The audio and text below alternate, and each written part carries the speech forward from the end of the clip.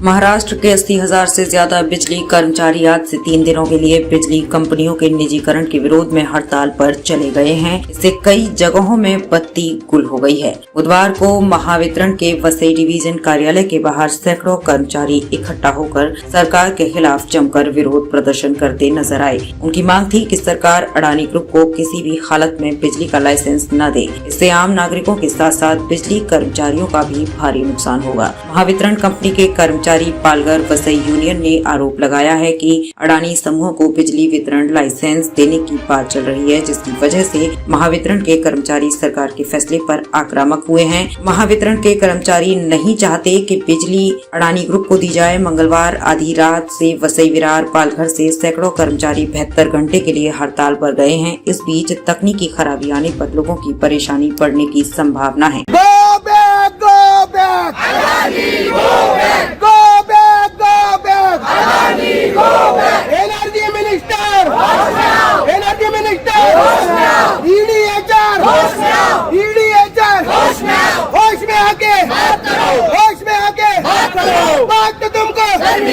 बात तो तुमको करनी होगी, नहीं तो तुमको देना होगा, नहीं तो तुमको देना होगा, नहीं देंगे तो नहीं देंगे तो नहीं देंगे तो कौन लड़ेगा? हम लड़ेंगे। कौन लड़ेगा? हम लड़ेंगे। कौन लड़ेगा? हम लड़ेंगे। कौन जीतेगा? हम जीतेंगे। कौन जीतेगा? हम जीतेंगे। कौन लड़ेगा? हम लड़ेंगे। कौन जीतेगा? हम जीतेंगे। Go back, go back, Adani go back, go back, go back, Adani go back, go back, go back, Adani go back. Bharat माता की जय, भारत माता की जय, वंदे मातरम, वंदे मातरम।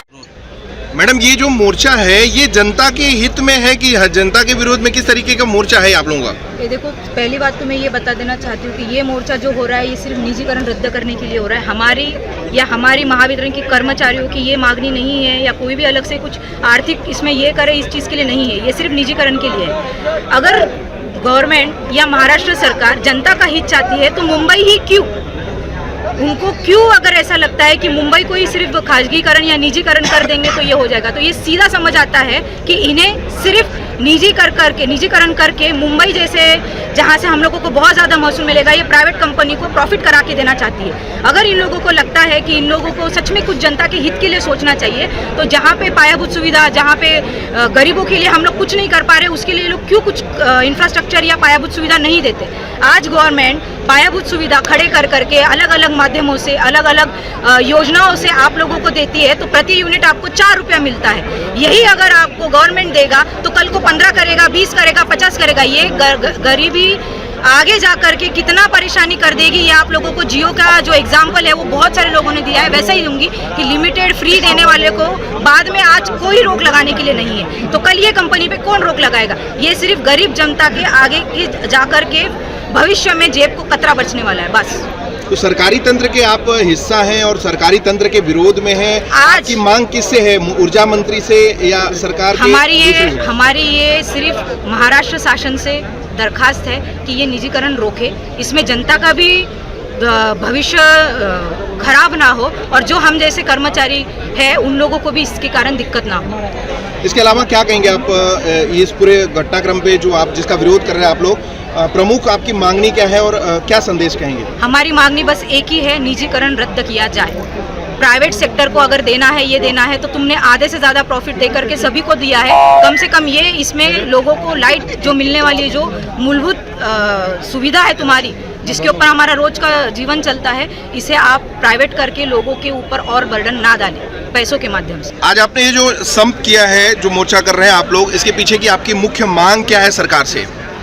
हमारी जो प्रथम डिमांड है वो यह है कि ये जो महावितरण का न्यू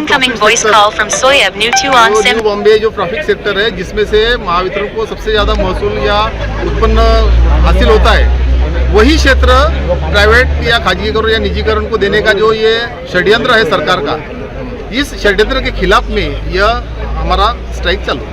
तो ये कितने दिन का प्रारूप है, कब कितने दिन चलेगा? हमारा 72 घंटे के लिए हमने आज स्ट्राइक किया है और ये 72 घंटे में हम सरकार को यही चेतावनी देना चाहते हैं कि यह जनता के हित में यह निर्णय नहीं है प्राइवेट सेक्टर को या निजीकरण करना ये जनता के हित में नहीं है। और कोई भी निजीकरण का जो भी उद्योग अगर कोई सरकारी क्षेत्र में प्रवेश करता है तो उसका सिर्फ एक ही उद्देश्य होता है, वो है प्रॉफिट कमाना। और आज Mahavitaran no profit no loss पर आज तक जनता की सेवा करते आई है और यह सेवा ऐसी चालू रहने के लिए ये जो निजीकरण है ये इमीडिएटली रद्द किया जाए।